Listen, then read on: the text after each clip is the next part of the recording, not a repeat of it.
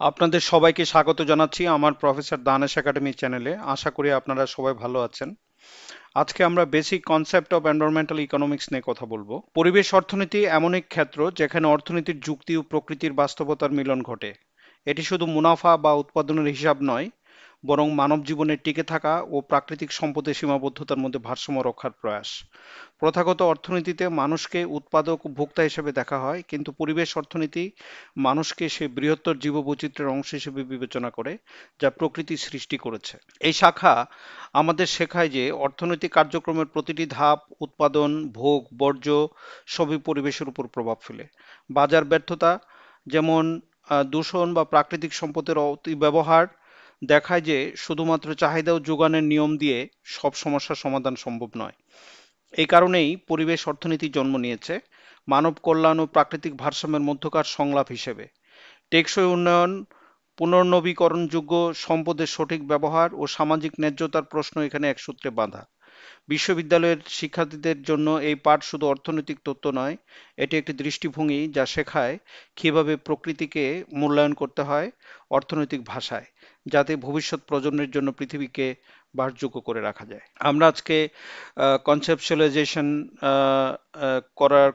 জন্য কিছু কাজ করব, মার্কেট ফেলিওর কি এটা বোঝার চেষ্টা করব, এনভায়রনমেন্টাল ইকোনমিক্স এর ইন্ট্রোডাক্টরি আলোচনা করব, অরিজিনস অফ এনভায়রনমেন্টাল ইকোনমিক্স এটা বোঝার চেষ্টা করব, এবং scope of the environmental economics এটা বোঝার চেষ্টা করব। এই স্লাইডে পরিবেশ অর্থনীতির মৌলিক ধারণার প্রাথমিক ভিত্তি হিসাবে ইকোনমিক্স বা অর্থনীতির সংজ্ঞা ব্যাখ্যা করা হয়েছে। অর্থনীতি এমন একটি শাস্ত্র যা মানুষ কিভাবে সীমিত সম্পদ ব্যবহার করে পণ্য ও সেবা উৎপাদন করে এবং পরিবর্তনশীল চাহিদা ও সরবরাহের মুখে সে সম্পদ কিভাবে বন্টন করে তা বিশ্লেষণ করে। এখানে বলা হয়েছে যে পরিবেশ ও অর্থনীতির অধিকাংশ সমস্যা পরস্পর সম্পর্কিত, অর্থাৎ প্রাকৃতিক সম্পদের ব্যবহার ও পরিবেশগত ক্ষতি অর্থনৈতিক কর্মকাণ্ডের ফলাফল হিসেবে যুক্ত। ইকু শব্দ মূলটি থেকে যেমন ইকোলজি বা পরিবেশবিদ্যা এসেছে, তেমনি ইকোনমিক্স বা অর্থনীতিও এসেছে, যা তাদের ঐক্য ও আন্তঃসম্পর্ককে প্রতিফলিত করে। অর্থাৎ মানুষ ও প্রকৃতির সম্পর্ক বোঝার জন্য উভয় শাস্ত্রই গুরুত্বপূর্ণ। এ স্লাইড শিক্ষার্থীদের বোঝাতে চায় যে প্রকৃতির সম্পদ ব্যবহারের প্রতিটি সিদ্ধান্ত আসলে অর্থনৈতিক এবং পরিবেশগত দুইয়ের সমন্বয় ছাড়া টেকসই উন্নয়ন সম্ভব নয়। এখানে আধুনিক অর্থনীতির তিনটি প্রধান ধরনের ব্যাখ্যা দেওয়া হয়েছে, যা পরিবেশ অর্থনীতির ভিত্তি বোঝার জন্য অত্যন্ত গুরুত্বপূর্ণ। প্রথমত, সাবসিস্টেন্স ইকোনমি বা জীবিকা নির্ভর অর্থনীতি এমন এক ব্যবস্থা যেখানে মানুষ প্রকৃতি ও কৃষির উপর সরাসরি নির্ভর করে নিজেদের মৌলিক চাহিদা পূরণ করে এবং বাজার থেকে অধিকাংশ পণ্য কেনে না। দ্বিতীয়ত, সেন্ট্রালি প্ল্যান্ড ইকোনমি বা কেন্দ্রীয় পরিকল্পিত অর্থনীতি হলো এমন এক ব্যবস্থা যেখানে জাতীয় সরকার সম্পদের বন্টন, উৎপাদন ও ব্যবহারের সিদ্ধান্ত নেয়, অর্থাৎ রাষ্ট্রই অর্থনৈতিক কর্মকাণ্ডের মূল নিয়ন্ত্রক। তৃতীয়ত, ক্যাপিটালিস্ট মার্কেট ইকোনমি বা পুঁজিবাদী বাজার অর্থনীতিতে ক্রেতা ও বিক্রেতার পারস্পরিক যোগাযোগের মাধ্যমে পণ্যের মূল্য ও উৎপাদনের মাত্রা নির্ধারিত হয়। এই তিন ধরনের অর্থনৈতিক কাঠামো মানুষের প্রাকৃতিক সম্পদের ব্যবহার ও পরিবেশের উপর প্রভাব নির্ধারণে গুরুত্বপূর্ণ ভূমিকা পালন করে। তাই পরিবেশ অর্থনীতি বুঝতে হলে এসব অর্থনৈতিক ব্যবস্থার পার্থক্য ও প্রকৃতির সঙ্গে তাদের সম্পর্ক জানা অপরিহার্য। এ স্লাইডে বাজার অর্থনীতিতে সরকারের ভূমিকা ব্যাখ্যা করা হয়েছে, যা পরিবেশ অর্থনীতির একটি গুরুত্বপূর্ণ দিক। যদিও পুঁজিবাদী বাজার অর্থনীতিতে মূলত ক্রেতা ও বিক্রেতার পারস্পরিক লেনদেনের মাধ্যমে দাম ও উৎপাদন নির্ধারিত হয়, তবু সরকারকে কিছু ক্ষেত্রে হস্তক্ষেপ করতে হয়। সরকারের প্রথম দায়িত্ব হলো অন্যায্য সুবিধা ও একচেটিয়া ক্ষমতা দূর করা, যাতে বাজারে প্রতিযোগিতা সুষ্ঠু থাকে। দ্বিতীয়ত, সরকার সাধারণ সম্পদ বা কমন্স যেমন বন, পানি ও বায়ু এসবের ব্যবস্থাপনা করে, যাতে সেগুলোর অপব্যবহার না ঘটে। তৃতীয়ত, পরিবেশ দূষণ কমাতে আইন, কর ও বিধিনিষেধের মাধ্যমে নিয়ন্ত্রণ আরোপ করে। এছাড়া সামাজিক নিরাপত্তা জাল বা সেফটি নেট তৈরি করে সরকার দুর্বল জনগোষ্ঠীকে সুরক্ষা দেয় এবং শিক্ষা, স্বাস্থ্য সহ বিভিন্ন সামাজিক সেবা প্রদান করে। এভাবে সরকারের ভূমিকা বাজারের ভারসাম্য রক্ষা করার পাশাপাশি পরিবেশ ও সমাজের স্থিতিশীলতা নিশ্চিত করে। এখানে প্রচলিত অর্থনীতির বা কনভেনশনাল ইকোনমিক্সের দৃষ্টিভঙ্গি তুলে ধরা হয়েছে, যেখানে অর্থনৈতিক কার্যক্রমকে শুধুমাত্র গৃহস্থালী ও ব্যবসা প্রতিষ্ঠান এর মধ্যে লেনদেনের মাধ্যমে বোঝানো হয়। এই দৃষ্টিভঙ্গিতে পরিবেশকে কেবলমাত্র উৎপাদনের বাহ্যিক উপাদান বা একটি বাহ্যিক উৎস হিসেবে দেখা হয়, যা নিজস্ব মূল্য বা সীমাবদ্ধতা বিবেচনায় নেওয়া হয় না। গৃহস্থালীগুলো শ্রম সরবরাহ করে এবং বিনিময়ে মজুরি পায়। অন্যদিকে ব্যবসা প্রতিষ্ঠানগুলো পণ্য ও সেবা উৎপাদন করে, যা গৃহস্থালী ক্রয় করে। এই প্রক্রিয়ায় অর্থনৈতিক প্রবাহকে একটি বন্ধ চক্র হিসেবে দেখা হয়, যেখানে পরিবেশের ভূমিকা অবহেলিত থাকে। কিন্তু বাস্তবে উৎপাদনের কাঁচামাল, শক্তি ও বর্জ্য ব্যবস্থাপনা সবই পরিবেশের উপর নির্ভরশীল। তাই এই প্রচলিত দৃষ্টিভঙ্গি টেকসই উন্নয়নের পথে বাধা সৃষ্টি করে এবং পরিবেশ অর্থনীতির প্রয়োজনীয়তাকে স্পষ্টভাবে তুলে ধরে। এখানে পরিবেশ অর্থনীতির দৃষ্টিতে অর্থনৈতিক কার্যক্রমকে ব্যাখ্যা করা হয়েছে, যেখানে মানব অর্থনীতি পরিবেশের ভিতরে অবস্থান করে এবং তার কাছ থেকে সম্পদ ও সেবা গ্রহণ করে, অর্থাৎ পরিবেশই অর্থনীতির ভিত্তি, যা প্রাকৃতিক সম্পদ যেমন পানি, বন, মাটি, খনিজ সরবরাহ করে এবং একই সঙ্গে বর্জ্য গ্রহণ ও পুনর্ব্যবহার প্রক্রিয়া পরিচালনা করে। পরিবেশ থেকে আমরা শুধু কাঁচামালই পাই না, বরং জলবায়ু নিয়ন্ত্রণ, পানি বিশুদ্ধকরণ, পরাগায়ন ও বিনোদনের মতো নানা প্রাকৃতিক সেবাও পায়, যা অর্থনৈতিক কার্যক্রমকে টিকিয়ে রাখে। এই দৃষ্টিভঙ্গি প্রচলিত অর্থনীতির বিপরীতে, কারণ এখানে পরিবেশকে বাহ্যিক নয় বরং অর্থনীতির অভ্যন্তরীণ ও অপরিহার্য অংশ হিসেবে দেখা হয়। এই ধারণা আমাদের শেখায় যে টেকসই উন্নয়ন অর্জনের জন্য প্রাকৃতিক সম্পদের সীমাবদ্ধতাকে স্বীকার করে অর্থনৈতিক কর্মকাণ্ড পরিচালনা করতে হবে। তাই পরিবেশ অর্থনীতি মানব সমাজ ও প্রকৃতির মধ্যে পারস্পরিক নির্ভরশীলতার একটি ভারসাম্যপূর্ণ সম্পর্ক স্থাপনের উপর জোর দেয়। এই স্লাইডের ছবিটি পরিবেশ অর্থনীতির সামগ্রিক ধারণাকে দৃশ্যরূপে তুলে ধরেছে, যেখানে প্রকৃতি ও অর্থনীতির পারস্পরিক সম্পর্ক স্পষ্টভাবে প্রকাশ পেয়েছে। ছবির কেন্দ্রে প্রবহমান নদী মানব সমাজের জীবনধারার প্রতীক, যা প্রকৃতি থেকে পাওয়া সম্পদ ও শক্তির ধারাকে নির্দেশ করে। এক পাশে দেখা যায় কারখানা, কৃষিক্ষেত্র ও শিল্পায়ন, যা অর্থনৈতিক উৎপাদনের প্রতীক, আর অন্য পাশে সবুজ বন, সৌর প্যানেল ও বায়ো টারবাইন, যা টেকসই শক্তি ও পরিবেশ সংরক্ষণের প্রতিচ্ছবি। নদীটি দুই দিকের কর্মকাণ্ডকে যুক্ত করে দেখাচ্ছে যে অর্থনীতি ও পরিবেশ পরস্পর নির্ভরশীল এবং একটির ভারসাম্য নষ্ট হলে অন্যটি ক্ষতিগ্রস্ত হয়। ছবিতে কয়েন ও চার্টের উপস্থিতি ইঙ্গিত করে যে অর্থনৈতিক বৃদ্ধি ও সম্পদের ব্যবস্থাপনা একসঙ্গে চলা উচিত। শুধু মুনাফা নয়, বরং পরিবেশগত মূল্যকেও বিবেচনা করতে হবে। এটি একটি রূপক চিত্র যা আমাদের মনে করিয়ে দেয় টেকসই উন্নয়ন মানে প্রকৃতি ও অর্থনীতির সুষম সহাবস্থান নিশ্চিত করা। এই স্লাইডে মার্কেট ফেলিওর বা বাজার ব্যর্থতার ধারণাটি ব্যাখ্যা করা হয়েছে, যা পরিবেশ অর্থনীতির একটি গুরুত্বপূর্ণ বিষয়। বাজার ব্যর্থতা এমন এক পরিস্থিতি বোঝায় যেখানে মুক্ত বাজার নিজ থেকে সম্পদ সঠিকভাবে বা ন্যায্যভাবে বন্টন করতে ব্যর্থ হয়, ফলে অর্থনৈতিক ও সামাজিক কল্যাণে ক্ষতি ঘটে। অর্থাৎ সরবরাহ চাহিদার স্বাভাবিক শক্তি সবসময় পণ্য ও সেবার সর্বোত্তম বন্টন নিশ্চিত করতে পারে না। এর একটি প্রধান কারণ হলো পরিবেশগত সম্পদের জন্য বাজারের অসম্পূর্ণতা বা ইনকমপ্লিট মার্কেটস, যেমন পরিষ্কার বাতাস, বিশুদ্ধ পানি, বন বা জীববৈচিত্র্যের কোনো বাজার মূল্য নির্ধারণ করা হয় না, ফলে এগুলোর ব্যবহার ও সংরক্ষণে ভারসাম্য থাকে না। এর ফলে দূষণ, সম্পদের অপচয় ও পরিবেশের অবক্ষয় ঘটে, যা টেকসই উন্নয়নের পথে বাধা সৃষ্টি করে। পরিবেশ অর্থনীতি এই সমস্যার সমাধানে নীতি ও প্রণোদনার মাধ্যমে বাজারকে সঠিক পথে পরিচালিত করার পরামর্শ দেয়, যাতে সামাজিক ও পরিবেশগত ভারসাম্য রক্ষা করা যায়। এখানে বাজার ব্যর্থতার কয়েকটি বাস্তব উদাহরণ তুলে ধরা হয়েছে, যা পরিবেশ অর্থনীতির প্রায়োগিক দিক বোঝাতে সাহায্য করে। প্রথমত, জলবায়ু পরিবর্তন। মুক্ত বাজার গ্রিনহাউস আহ, মুক্ত বাজার সাধারণত গ্রিনহাউস গ্যাস নিঃসরণের ব্যয়কে বিবেচনা করে না, ফলে অতিরিক্ত দূষণ ঘটে এবং জলবায়ুর ভারসাম্য নষ্ট হয়। দ্বিতীয়ত, স্বাস্থ্যসেবা বা হেলথ কেয়ার। বাজার ভিত্তিক ব্যবস্থায় লাভের উদ্দেশ্য প্রাধান্য পাওয়ায় সাশ্রয়ী চিকিৎসা সাধারণ মানুষের নাগালের বাইরে থাকে, যা সামাজিক বৈষম্য বাড়ায়। তৃতীয়ত, শিক্ষা বা এডুকেশন। শিক্ষার ইতিবাচক সামাজিক প্রভাব থাকা সত্ত্বেও ব্যক্তি মালিকানাধীন বাজারে এর যথেষ্ট বিনিয়োগ হয় না, কারণ এর ফলাফল দীর্ঘমেয়াদী ও সমাজকেন্দ্রিক।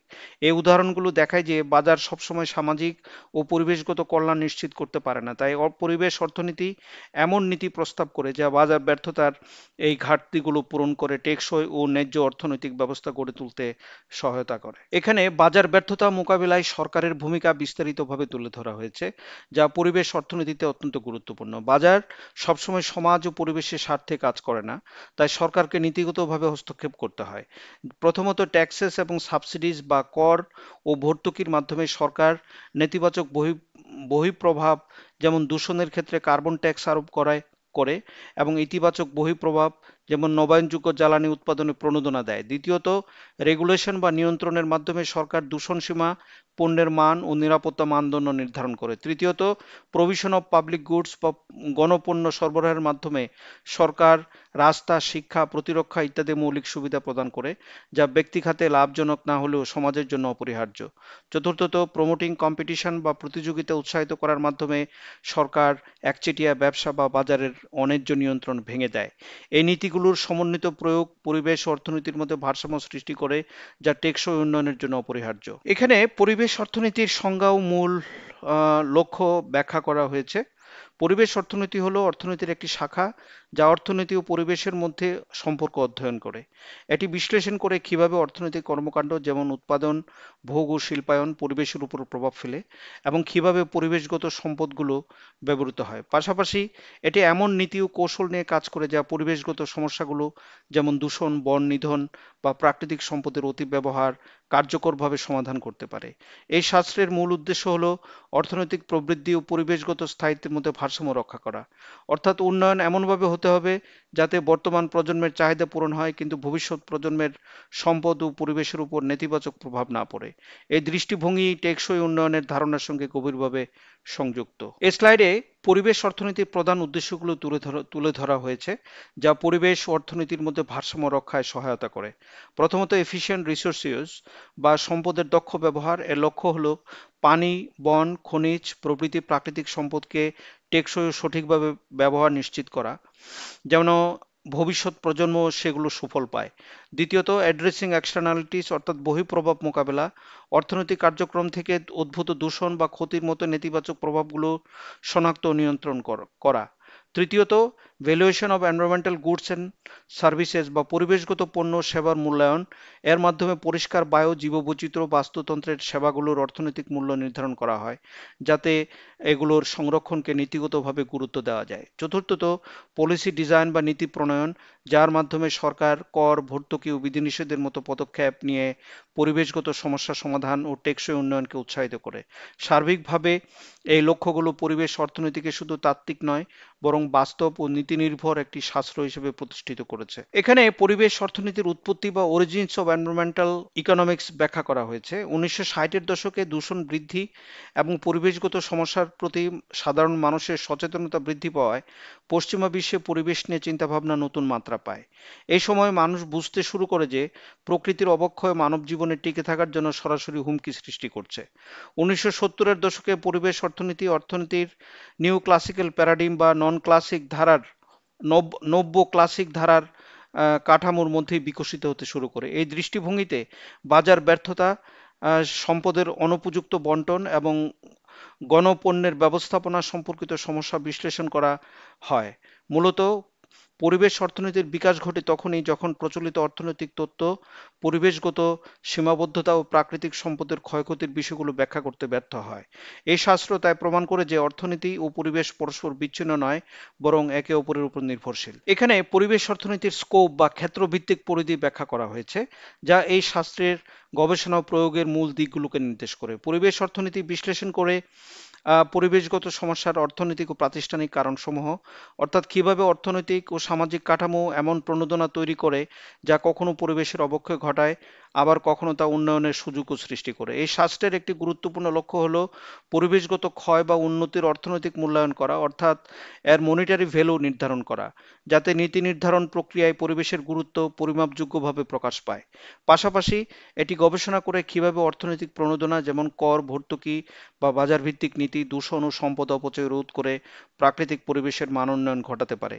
সার্বিকভাবে পরিবেশ অর্থনীতির এই ক্ষেত্র আমাদের শেখায় কিভাবে উন্নয়ন ও পরিবেশ সংরক্ষণকে একত্রে রেখে কার্যকর অর্থনৈতিক নীতি গঠন করা যায়। এখানে কতগুলো রেফারেন্স আছে, এগুলো আপনারা দেখে নেবেন। দেখলে আমার আলোচনাটি আরো অনেক বেশি অর্থবোধক মনে হবে আপনাদের কাছে। আমার আলোচনা আজকে এতটুকু পর্যন্তই। আশা করি আপনারা আমার ভিডিওটি উপভোগ করেছেন। আমি উপসংহারে বলতে চাই, পরিবেশ অর্থনীতির পাঠ শেষ করতে গিয়ে আমরা উপলব্ধি করি এটি কেবল একটি একাডেমিক বিষয় নয়, এটি একটি জীবন দর্শন। মানব সমাজের অর্থনৈতিক সাফল্য যদি পরিবেশের বিনিময়ে অর্জিত হয় তবে তা দীর্ঘমেয়াদে আত্মঘাতী। তাই পরিবেশ অর্থনীতি আমাদের শেখায় প্রকৃতির সেবাগুলোর অর্থনৈতিক মান নির্ধারণ করতে হবে যেন নীতি নির্ধারকরা সঠিক সিদ্ধান্ত নিতে পারেন।